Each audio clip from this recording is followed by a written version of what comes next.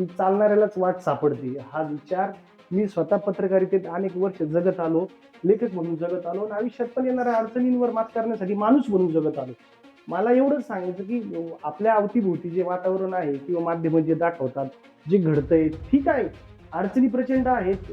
संघर्षाची वाट चालल्याशिवाय आपल्याला यश नाहीये.